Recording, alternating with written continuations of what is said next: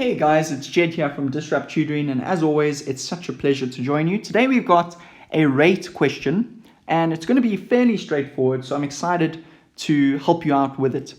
So we've got the question that says 9 books cost 135 Rand. Calculate the cost of 15 of the same books. So the first thing we need to try and understand is how much does a single book cost? And we know that a total of 9 books costs 135 Rand. So the cost per book is the first thing we need to work out. So the cost per book. And to do that, we're going to take the total amount that we paid, which is 135 Rand. And we're going to divide that by the books we were able to purchase, which was 9. And now we can do a little short division to try and figure out what that answer is. So we know 9 goes into 1, it can't.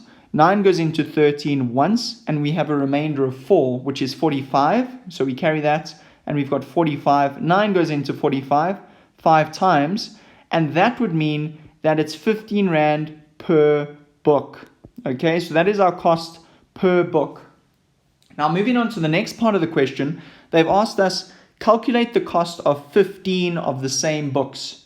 Okay, so that would mean that we're taking 15 books and we're timesing that by 15 Rand per book. Okay, so we're going to use our long multiplication for this, and I'm going to just draw a little arrow.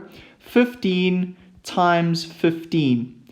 15 times 15. So we're going to first multiply this by these two numbers, and then we're going to multiply this number with these two numbers. Perfect.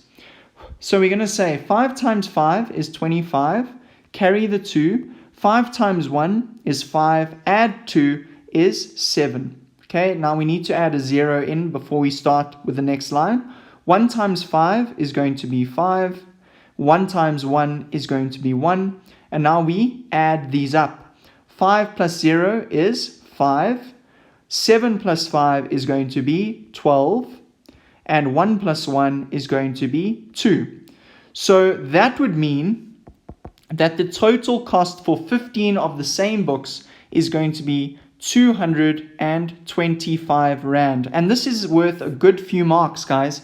You're probably looking to get a mark for calculating the cost per book. Then you're going to get a mark for indicating that you need to calculate it this way, a mark for your long multiplication, and a final mark for actually getting to the answer. So a good 4 marks for a question like this, and I have no doubt you know exactly how to do it now.